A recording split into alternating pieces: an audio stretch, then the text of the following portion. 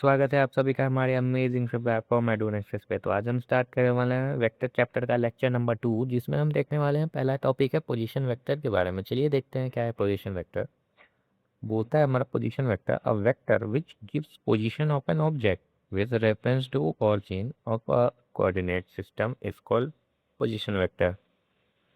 किसको position vector बोलते हैं? जो हमारा किसी पोजीशन को डिनोट करता है, उसका किसी ऑब्जेक्ट का पोजीशन को डिनोट करता है, या फिर उस पोजीशन का कोऑर्डिनेट जो है उस ओरिजिन से उस कोऑर्डिनेट तक का डिस्टेंस वगैरह को मेज़र करने का काम करता है। देखो, ये पॉइंट को मान लो तुम ओरिजिन, ये वाले पॉइंट को ओरिजिन, ये तुम्हारा कोई पॉइंट है, ये तुम्हारा कोई पॉइंट है। तो ये R1 और R2 क्या है?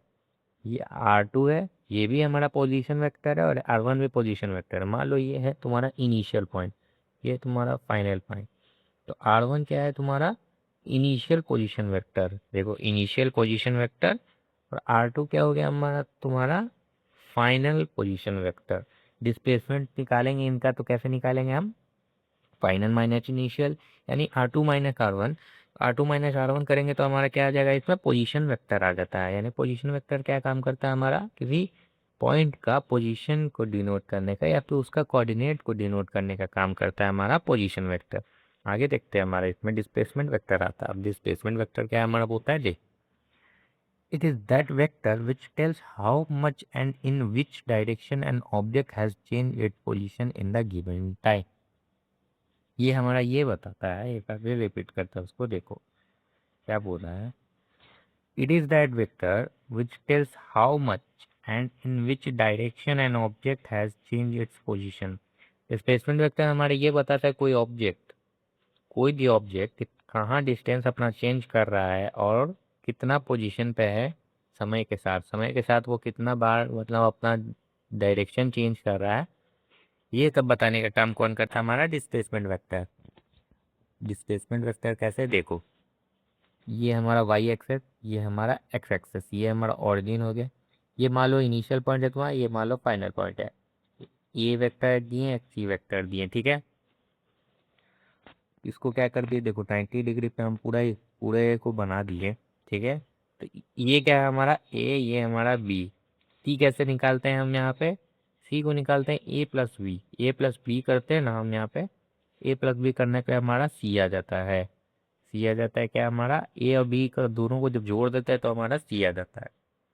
आगे देखते हैं हमारे इसमें आगे क्या आता है, एग्जाम्पल देखते हैं। जैसे ये हमारा पूरा आई कैप है, याद रखना। एक्स एक्सेस को हम आई कैप में डिनोट करते हैं, वाई एक्सेस को हम जे कैप में डिनोट करते हैं।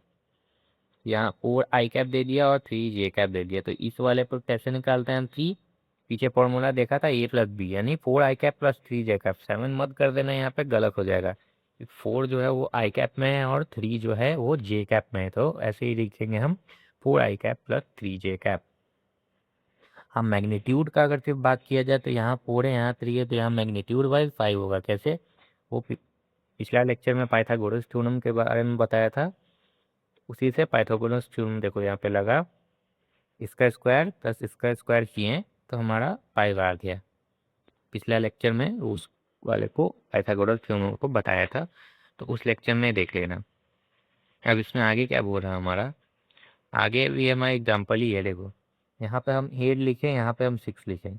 90 डिग्री से पाइथागोरस थ्योरम लगाएंगे। कैसे लगाएंगे? 8 का स्क्वायर प्लस 6 का स्क्वायर का अंडर रूट हमारा कितना आ जाएगा? 10 आएगा। क्यों 10 आएगा? देखो, 8 का स्क्वायर हमारा 64 प्लस 3 का 6 का स्क्वायर 36, 100 हो रहा है हमारा। 100 अंडर रूट में, तो अंडर रूट में 100 का मतलब ये 10 का स्क्वायर होता है। 10 का स्क्वायर है मतलब ये हमारा रिजल्टेंट कितना आ रहा है? इसका 10 आ रहा है रिजल्टेंट। रिजल्टेंट कितना आ गया हमारा? 10। अब जैसे ये क्वेश्चन ही है, इसका आंसर कमेंट बॉक्स पे देना। ये मतलब सर है, मतलब हमको आप फ्री नहीं छोड़ सकते, मतलब क्वेश्चन दे देते हो, मतलब फिर तुम्हारा मतलब चालू हो गया। Sorry sir. देखो इसमें क्या है? 3 आई कैप प्लस 6 जे कैप है। इसका रिजल्टेंट हम कैसे निकालेंगे? दोनों का स्क्वायर करेंगे, अंडर रूट का 45 आएगा। 45 किसी का भी मतलब अंडर रूट में ही आंसर आ रहा है, तो हमको वैसे ही बस छोड़ देंगे उसको। आगे देखते हैं इसमें आगे क्या हमारा बोला, फिर से एक एग्जांपल आता है। अभी रिजल्टेंट दिया हुआ हमारा 8i cap plus 6j cap, 8i cap plus 6j cap दिया हुआ है हमारा। रिजल्टेंट इसमें कितना आएगा 10, पीछे अभी देखा था। आर कैप कैसे आएगा हमारा, आर कैप हम निकालते हैं ये वेक्टर को उसके मैग्नीट्यूड से डिवाइड कर देते हैं। उस वाले वेक्टर को जब हम मैग्नीट्यूड से डिवाइड करते हैं, क्या है हमारा वेक्टर है 8i cap plus 6j cap upon 10। जब उसको पूरा काट पिक करते हैं तो हमारा 4/5i cap plus 3/5j cap आता है। इसको डायरेक्ट मत, बार बार बोल रहा हूँ, डायरेक्ट ऐड मत कर देना, क्योंकि आई कैप और जे कैप में है तो वो अलग अलग ऐड होता है। आगे देखते हैं हमारा some laws for vector. Vector के लिए कुछ लॉ क्या होता है, एक होता है हमारा कम्यूटेटिव, एक होता है एसोसिएटिव, एक होता है डिस्ट्रीब्यूटिव। क्या होता है देखो इसमें, कम्यूटेटिव, एसोसिएटिव और डिस्ट्रीब्यूटिव हमारा 3 लॉ होता है।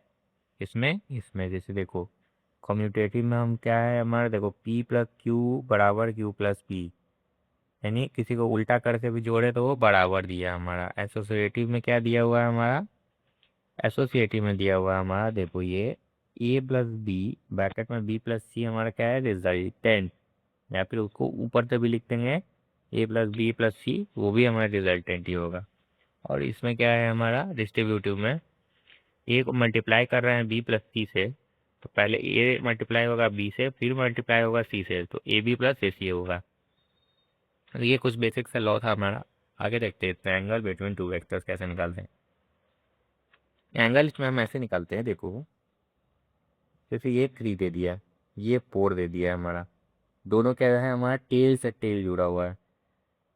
ये मतलब सही, ज़्यादा याद आ रहा है इससे। कौन था, एक मतलब टेल जैसे टेल जुड़ा। अरे लेक्चर पे ध्यान देता नहीं है, देखो ये है हमारा टेल से टेल इसका जुड़ा हुआ है। एंगल बिटवीन वेक्टर्स कैसे निकालते हैं हम, यहाँ से एंगल दिया हुआ है, यहाँ एंगल दिया हुआ है। एक और चीज़ बता देते हैं हम, एक और चीज़ इसमें ये बता देते हैं कि हमारा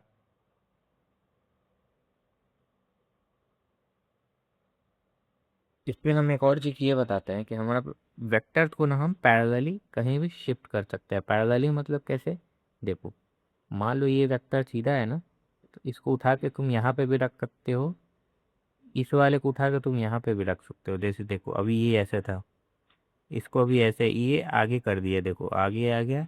मतलब वेक्टर को पैरेलली तुम कहीं भी कभी भी मूव कर सकते हो। कहाँ, कहीं पे भी मूव कर सकते हो। अभी देखो, लेकिन ये वाला वेक्टर वेक्टर अगर यहाँ है तो ये एंगल इसका बनेगा, ये वाला एंगल रहेगा। इसको उठा के जब यहाँ ला देंगे, यहाँ यहाँ ला देंगे तो फिर हमारी ये एंगल उसको डिनोट करेगा, ये वाला एंगल को हम लेते हैं। अभी क्या था इसमें, पैरेलली मूव कर सकते हैं हम वेक्टर्स को, इतना याद रखना है इसमें।